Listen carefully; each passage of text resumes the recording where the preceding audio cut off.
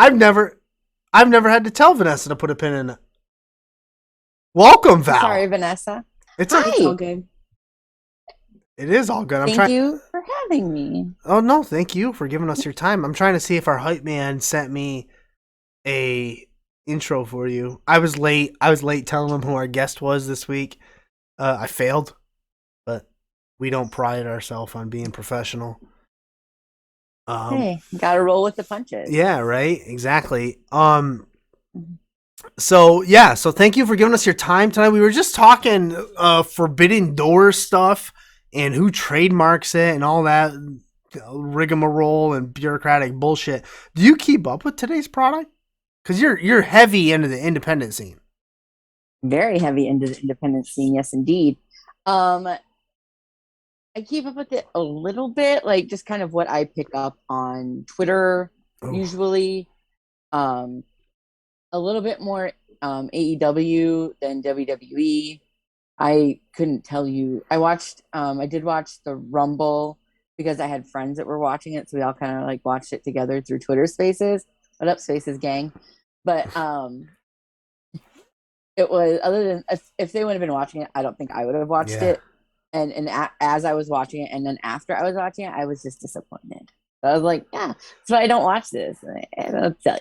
A lot of people were disappointed from what we heard, but yeah, it was.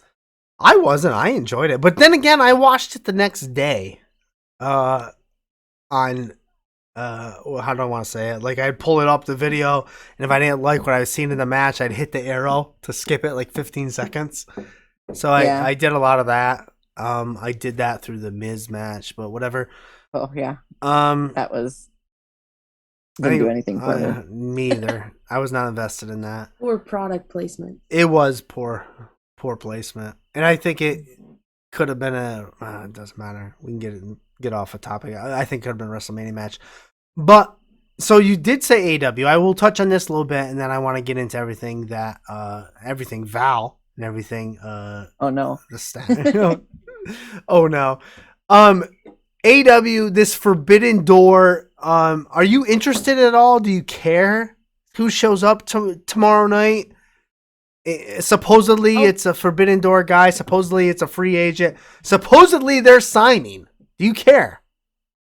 Should I care? I mean, you can care if you want to. I'm not going to police how other people watch wrestling. That's just, everyone can watch what they want. That's the beauty of it is having so many different types and kinds of wrestling, right? Like there's so much out there, you can watch whatever you want.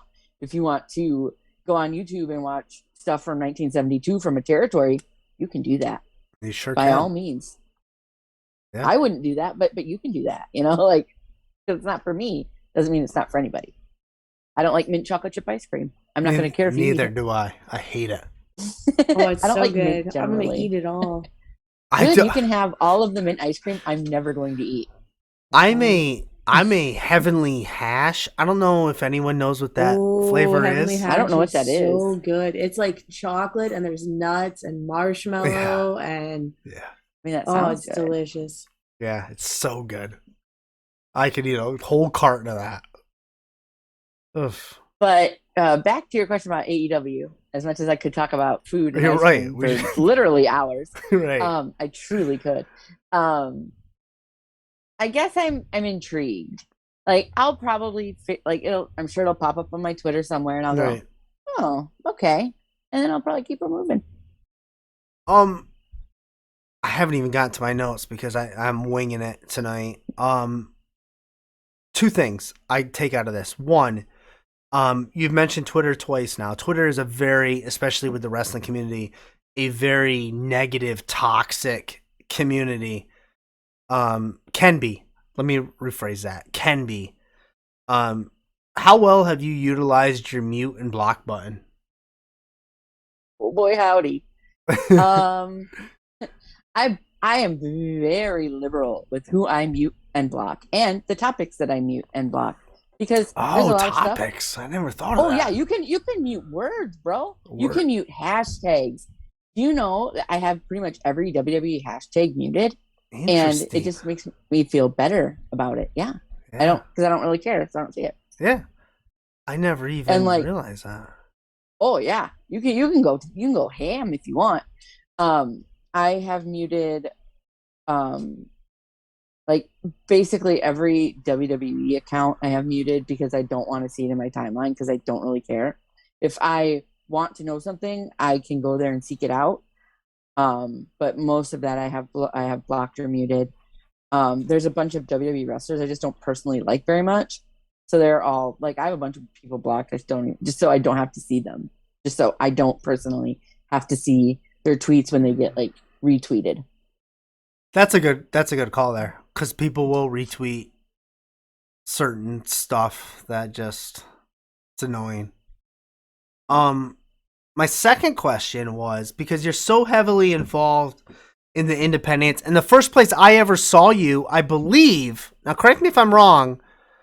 And this will get us down a different avenue. So, just all right. Correct me if I'm wrong. The first place I saw you was at WrestleMania weekend at ringside for which show was it? Because I watched all those independent shows at WrestleMania weekend. Um, Pollo Del Mar was in the ring. What was Effie's it? Big Gay Brunch. It was Effie's Big Gay Brunch. It was that. You were ringside, right? Yes. And that was you that I saw. That is where I first saw you.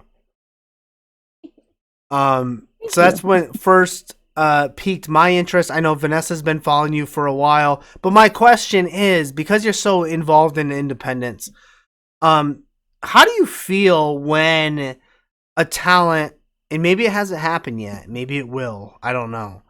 How do you feel when a talent that you followed so I don't know the word. When you followed them so much on the scene and then they sign with a AW, they sign with a WWE, or they sign with another one of the big promotions, Impact or MLW. Is it like when Green Day sold out? Like how do you feel? Yes, for me, I don't look at it like that. Like, Okay. um, so there was the collective in Indiana in 2020. Um, GCW did a thing there because they couldn't do Mania weekend because there was no Right. Mania. So they did like a little like independent thing in Indianapolis. And I went to that. That was like the first like other than my local home promotion, Magnum Wrestling at Magnum Wrestling on Twitter. Magnum Wrestling? Yes, that's the local that I work with. I've been with them, like, I've been going to their shows for 10 years. I've been probably working with them for probably 8. Um, Sell merch, work the door, take pictures, tweet, whatever they Right. have me do, like, I'm there to do stuff. So go follow Megan Wrestling. Um, Don't worry, I'm getting but that. I'm getting that Twitter handle right now as you speak. Go ahead. so they're my people. Without them, I wouldn't be where I'm at. So Megan Wrestling. Uh, but so Collective 2020, um, because I was a heavy like when the pandemic like hit really hard, I heavy into Twitch, right? Yeah. I started watching like all of these independent wrestlers. And one of the wrestlers that I started watching quite heavily was Ethan Page. Yeah. And Ethan Page was in Impact at the time, but Impact is a lot more relaxed with what they allow their wrestlers to do, right? Like they do all kinds of independent stuff all the time. So um, I'd been in his Twitch channel for probably 6 months at that point, a couple times a week. And we had a little community built up. And when I decided I was going to go, I asked him, I said, "Hey, are you going to the Collective in Indiana?" He said, "Yeah." I said, "Oh, cool. It'd be cool to like just meet you and say hi. Right." And he said, "We should have pancakes on my Twitch stream the Thursday night because that's what night he streamed at the time." Right. And I was like, "Yeah, okay, sure." But we really did. Like we really did have pancakes. And he was very kind and sweet. And for that, I will always be an Ethan Page fan. But now Ethan Page is in AEW, right? Right. And I don't think that him and I are going to be having pancakes at a Denny's anytime soon. But I'm happy for them, right? Like they're going to make more money that way. They can do the thing that they love. There's somebody that I am, not like attached to, but there's somebody that I have, like good feelings for. And I want them to do well. And I'm glad that they get signed and can make more money, right? And do Right. things that make them happy and take care of their family and do all these things. And that's how I feel about it. Like, do I watch AEW a whole bunch? No. Do I kind of pay attention to what Ethan does? Of course I do. But I'm not going to sit there and watch every one of his matches in AEW or whatever. There's so much wrestling I just really truly don't have time. But like for me, like that's how I feel. Like I'm happy for these people, even if I don't, you know, to some extent, it's like, oh, it's like there's my, like there goes my person. But at the same time, it's like there's hundreds, hundreds of wrestlers, independent wrestlers. There's always new ones coming through, and the indies are a great place to be. But is it good to go out and maybe get some of that TV money and TV exposure? Yeah, it's going to be beneficial, even if you do get cut and have to come back, to the indies. Right. You come back to the indies with a different perspective. You probably learned a little bit more, and you can maybe charge a little bit more because you have that former WWE. FKA, Yep. formerly known as. Okay, so that leads me down a bunch of different questions as well. Okay. I'm a talker. That's okay. That's what makes this show great. When the guests talk and I don't have to. So Ethan Page, Pancakes, Independence. What is it about the independent scene that attracts you? Like, when did you first fall in love with the independent scene? So, like I said, I had been going to my local since 2012. So that's Magnum. Yep. Okay. Magnum Wrestling. And I started going to that because there was a guy that I was friends with locally. It's like, hey, I'm wrestling. You should, I know you like wrestling. You should come and watch. And I was like, okay, let's go. And it was in some Eagles club. And you're kind of, it was like, at first, it was like not in like the best place of town too. It was kind of like, you're a little sketchy. But like, once you start going to live events, it just changes your perspective on wrestling, and that's with WWE events, AEW events, to your local independent events. For me, I like how personable it is on the independent level. I like being able to talk with the wrestlers and get to know people and start to see the same people. With my local, you see the same Right. people every month doing different things, and it's just it's the same difference between seeing like a local independent band versus like the Foo Fighters. Like the Foo Fighters are great. Yes. I wouldn't turn down an opportunity to see the Foo Fighters, but that is a different experience than seeing, a local independent band. Right. I agree. And it's interesting because I think that relates very well with independent wrestling and then getting signed. I think it's a great correlation. But for example, I would still go to the Foo Fighters show at Wembley when they made it big, as I did in the local Eagles club when I saw him. Whereas maybe when Ethan Page doesn't move up, I let him go. Like, there he goes. Bye, Ethan. That's not a question. I don't know. It's just they relate a little bit, but then don't for some reason. I don't know what I'm trying to say. Oh, I think I kind of get what you're saying, because to what you were saying, am I like SmackDown was here like a couple weeks ago? I didn't go. I had no I wouldn't desire either. to go. I don't know who was on the show. I certainly couldn't tell you. But would I go to AEW if it was here? Probably. Yeah. But I'm not, because I went to All Out or whatever it was Yeah. this past like Labor Day weekend. A friend had given me a ticket, which is why I went. I wasn't gonna like shell out All Out money, I guess. But since I had a ticket, I was like, yeah, sure, I'll go. But I enjoyed it. Like, I honestly enjoyed it. I had a lot of fun. The show was good. The production is great. And that's really, what it boils down to is it looks a lot showier when you go to, a WWE event Yeah. or an AEW event than, your local indie, which, they're not going to have pyro. They'll probably have some kind of lighting rig. They'll definitely have like sound, but like, it's different, but like it's not bad different. I feel more comfortable at independent events. Here's the thing. Here's the funny thing. When this pandemic hit, like, what was it, March 2 years ago or whatever the case may be? Yeah.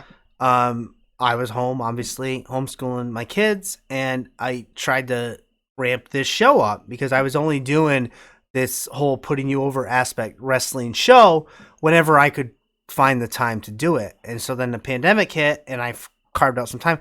But I never watched. I still have never been to an independent show at all, which is a shame because some of my favorite people in the wrestling industry right now are independent talent.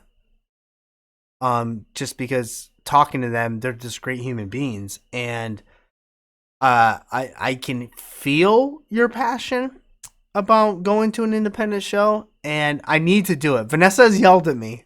I was 40 minutes away of going to one, and I didn't pull the trigger, but I'll get there. And 10 would recommend that you go. It's a different experience, and I really think that, at least for me, being able to experience it just is a whole nother ball game. The person that said to from the home promotion Magnum Wrestling, which I dropped their Twitter in the chat earlier because I didn't have it up there. Shout out to Magnum Wrestling, but I am following them, by the way, so they must have been on my radar somewhere. So they invite you in. They say, Val, we know you're a wrestling fan. So growing up, a young Val is a wrestling fan. What was it about wrestling back then that attracted you that now doesn't, but independent? Well, you already told me what independent wrestling, how it attracts you. What was it back then that made you a fan, that pulled you in initially? So I honestly can't really tell you that because it's a good answer. I have been wrestling. I've been a wrestling fan for literally as long as I can remember. My mom and dad didn't watch it. My mom ended up liking it, but only because I started watching it. I remember The Undertaker very vividly from when I was little. But I know that, so I ended up talking to, I'm from a really small town in the middle of nowhere, South Dakota. That's where I grew up. And apparently my babysitter's husband used to watch wrestling. And I think that that's where I picked it up from. And I only went to that babysitter until I was like 5. So as far as I can remember, I've always liked wrestling. Right. So it's hard for me to say what drew me to it because I was a small child. So my guess is, lots of colors and movement. Like, it's like a real life cartoon in some ways, especially because I'm old. I was, grown up in the late 80s, early 90s when it really was like kind of a cartoon kind of. You're old. I mean, I'm old. But small town, huh? How many in your graduating high school class? So I graduated from high school with a class of 33. Oh, you beat me! I had 59. However, the town that I grew up in was a town of 60 people. Oh, there you go. We had my town, another small town, and the town I went to high school in, and all of the farm kids go to one high school. Yep. I laugh because I can relate. I grew up in a small town. You did? Yeah, right? I grew up on an island. Yeah. Other people say, "Oh, I'm from a small town." I was like, well, "Let me out small town you, please." Yeah, I laugh because I can relate for sure. All right, hold on. All right, hold on. We got somebody in the chat. Let me see if I can get their handle name correctly. First of all, big shout out to the Bald Monkeys, not only for their awesome tweet, and we'll get to them and where the stack lives and all that fun stuff in your show. Big shows coming up. We'll get to those. Oh my god, the chat just moved. I had it all set up. Oh, it's still moving. Look at that. What did the person say? Where was it? They said, oh, forget it. They said you dabbled as a wrestler? No, no, no, no, no, no, no, no, no. Hold on, I'll So what find it. they're I'll find it. Go ahead. Go ahead. I can tell you what they're referring to. So I did an interview. I interviewed a gentleman, John Davis. Okay, I Awesome know guy. him. Yeah. Big scary man. Yeah. Not that scary. Not that scary. Hey, keep it go back watch my kayfabe. interview. Keep it kayfabe. Brother. Go back watch my interview. Not that scary. I said aw like probably 7 times. So, but he asked me if I'd ever been in a fight, and the answer to that is no. I've never been in a fight. Look at me. Do I look like a fighter? Absolutely not. And so he was talking about who I should fight. And I was like, I don't want to fight anybody. Like, I will surely lose to anybody. Like, I'm a soft, squishy girl. Like, I'm not a fighter. My best friend, love her, Danny. Shout out Danny. She is the fighter of the 2 of us. I'm kind of the mouth runner. You'd be a tag team. You'd be like the Dudleys. I mean, Bully didn't really fight. It was mostly Devon. Right? Yeah, I'm more of the talker. She's more of the fighter, which is why, we balance. That's why she's my best friend for 18 years. But, so we were doing this interview and he asked me about fighting someone. I'm like, I'm not going to fight anybody ever. But I was like, if I had to, if you were forcing me to fight somebody, there is another wrestling fan that I'm, acquainted with from being wrestling fans. Yeah. Name is Mittens. Oh yeah, I see that right here. Val versus Mittens. And I was like, well, I guess if you're forcing me to fight somebody, I would have to pick Mittens because he isn't a trained professional wrestler, so I might have a shot. That was what that was about. And then he's like, oh, so you're fighting Mittens. And I was like, oh, no, that is not what I said. So it became like a little bit of a thing, but Mittens is cool. Like, we're friends, so I'm not worried. I'm being told there's a promo out there. There's a graphic. I believe John forced somebody to make a graphic. Phenomenal stuff. I'll see if I can find it. Would you like to take a bump? No. Would you take a bump to advance the art of this story? No. There's going to be no Val bumping. I'm old. I have no practical training in the matter. I have back problems. Me too. Like, That's what I say all the time. People want me to take bumps in our local promotion. I'm like, no, man. I was like, my time passed a long time ago. No. I mean, I'm lucky that I have health insurance, but I really would rather not have to go in and be like, so what had happened was, no, thank you. What happened was I took a deep arm drag out of the corner. I'm like, look, I'm really clumsy just generally. Like, the other day I slipped and fell on some ice. Oh, like, gosh. Terrible. Like, I don't think, like, there was one time I tripped over a curb, laid myself out flat on my front side. If I wouldn't have been so fat, I would have smashed my face to the pavement. So, like, and then I was bruised and sore afterwards. Like, I'm not going to go through that willingly for entertainment of others. No exactly. thanks. No. Not Val Pancakes. I appreciate those who do. Very much so, because it is, again, literally something I never could or want to do. People are quoting, well, doctor, Mittens kicked my ass. Oh, man. I want to get to your guests and your Twitch show. Your Twitch show, the stack on Bald Monkeys, the plethora of, and there's a long list of phenomenal guests. One that I'm really jealous about. You can tell me about the others. But I first need to ask you, because you have your eye, your pulse, your finger on the pulse is what I was saying earlier, on the independent scene, especially here in the States. So I need a breakout star, I need a sleeper, and I need one person to watch. If I could go to one show, who should I go see? So yeah, I need all those answered. Go ahead, Val. So you want like a person that is going to Yeah, give me a breakout star. Who might, and they could be one and the same. The sleeper and the breakout star. They could be all in the same, I guess. So I'll Go ahead. I'll throw a couple names at you. Okay, I like that. Brooke Valentine, she's my girl. Okay. Love her. She had a really good year last year. Started getting like some big bookings. Was on a couple different shows, Mania Weekend for GCW. She's just phenomenal. She's doing great things last year. She's doing even more things this year. So she's definitely somebody worth watching. Definitely want to check out Brooke Valentine.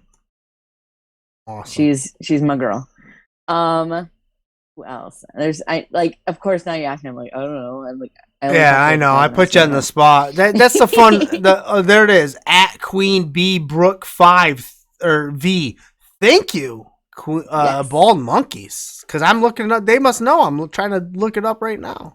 AC Mac was just thrown. I tell you what, I fell in fucking love with AC Mac at Southeast First. Thank you very much. I got you. Fell in fucking love with him in that one match. Now I heard his name. I knew he had some stuff behind him, but watching that one match, well, you were tweeting it as well too. I fell in love with the story. Yeah, it was great, man. It's freaking awesome. So yes, I do know AC Mac. That person I do know. Another one, Dylan McQueen. Oh, he had a really great year last year. Yeah. He is just fantastic. He's even like doing bigger things this year.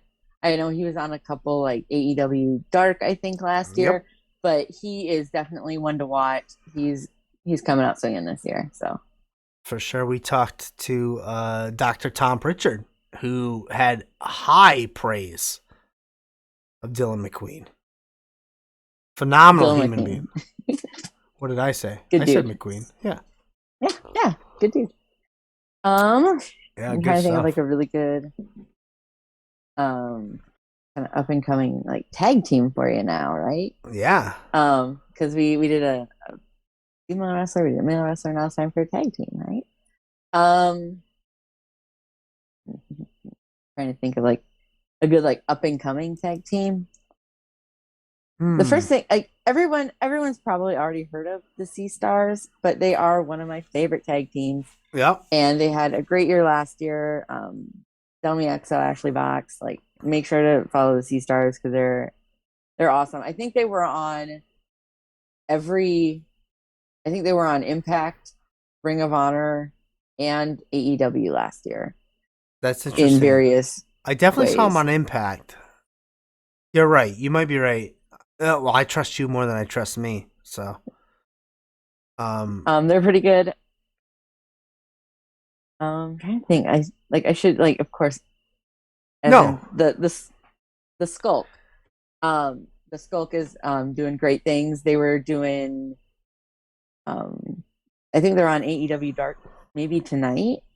But we have them coming up for an interview, and they're really talented, really fun to watch, lots of personality, and I think that they're going to do a lot this year. So, speaking of coming up, Violence is Forever is what Purple Midnight says. They're my I love those guys. Speaking of the stack, so the stack. So okay, so how does this start? So how does this start out? Because when I first discovered you at Effie's Big Gay Brunch at WrestleMania weekend last WrestleMania, yes, it was last WrestleMania. Yeah, last I don't think the stack was a thing then. It was a thing, but it was like barely a thing. Barely a thing. I started the stack in November. It must have been November of 2020. Okay. And I just kind of started off doing little things, little interviews with the Bald Monkeys. We had kind of connected through Twitch streams. We kind of kept seeing each other in the same Twitch streams all the time. And then we started following each other on Twitter and talking. And they had a couple other people that were working with them, but they had other commitments. So they were looking for someone to help like do interviews and stuff. And they asked me if I wanted to do it. And I was like, I don't know if I'm gonna be any good, but okay. And they were so kind to me. They gave me a ton of direction, gave me a platform, and I've just kind of been going with it ever since with those guys. And they've been so wonderful and helpful. And they're just great dudes. I'm so happy that I connected with them. Phenomenal human beings. They do seem like great people because, I mean, they put out a tweet tonight encouraging the entire community, your community, their community, all to come over, which means a lot to me because, I mean, we're nobody from nobody, and having people here That's all I am. from that community in the live aspect, I think, and I think you can understand that because you do the show on Twitch. In the live aspect, can make or break a show. Yeah, it really can. Like, you can prep for it, but I think the live aspect brings a whole new caveat. yeah. It's kind of, I've been lucky that I haven't had any like major catastrophes. Right. Fingers crossed.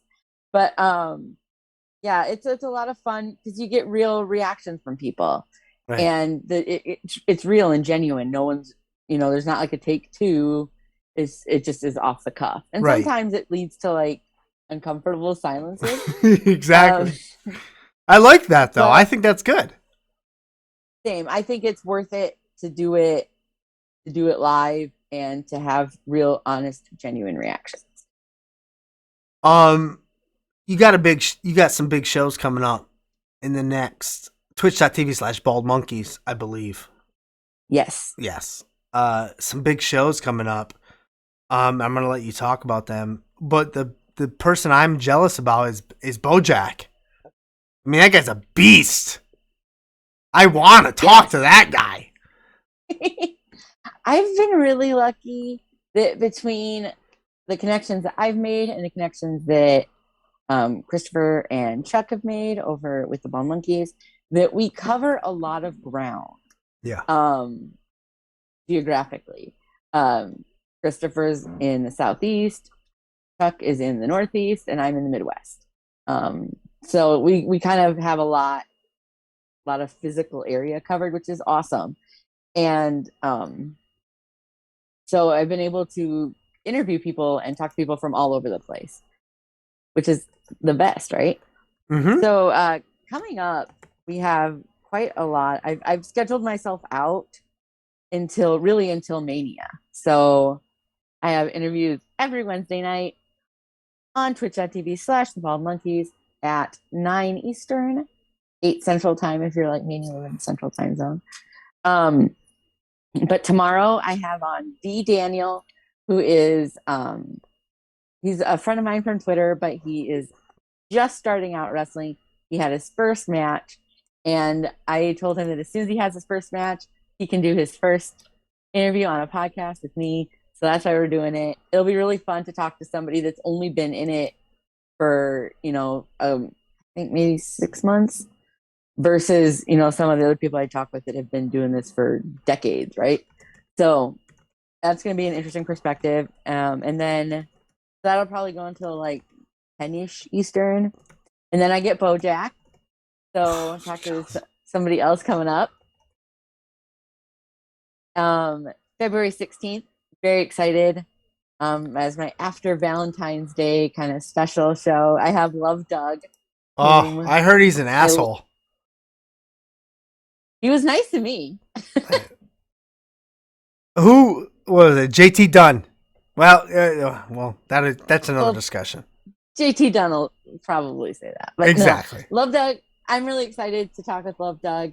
I caught him like throughout the pandemic. Limitless did a show called The Road where they had like a weekly like hour on Wednesdays on IWTV, and found Love Doug there. Just absolutely just fell in love with the character, the gimmick, the bit, the wrestling. It just all works really well for me. I'm a big like character driven person. So I was very excited that he agreed to speak with me, especially right after Valentine's Day. And I was very excited when so for me, I live in the Midwest, and unless I travel to shows, I don't get to meet anybody. Mm. So in October, I went out to the East Coast and I went to 3 different shows, and I met Love Doug at one of the shows, and I was very excited. So very excited for Love Doug on February 16th. February 23rd, I have Phil Cardigan. Just phenomenal wrestler. Again, kind of like has like a whole personality about him. He's training and working in Creative Pro. So he has a good background. 10 of 10 to recommend Phil Cardigan. His promos are so funny. If you may have seen a couple of them. If you go back, he did like a weird like cream of the crop one. It was super funny. Go follow and find Phil Cardigan. Because he's great. Phil Cardigan. Phil Cardigan. Phil Cardigan. March 2nd, I have the Skulk, which is one of the tag teams I was talking about That's what you earlier. said, yeah. Yeah, so March 2nd, I have the Skulk. March 9th, I have the Golf Father, Dale Springs. So that should be interesting. The Golf Father. That's a good gimmick right there. Right? And then March 16th, I have Stepstool Sarah. They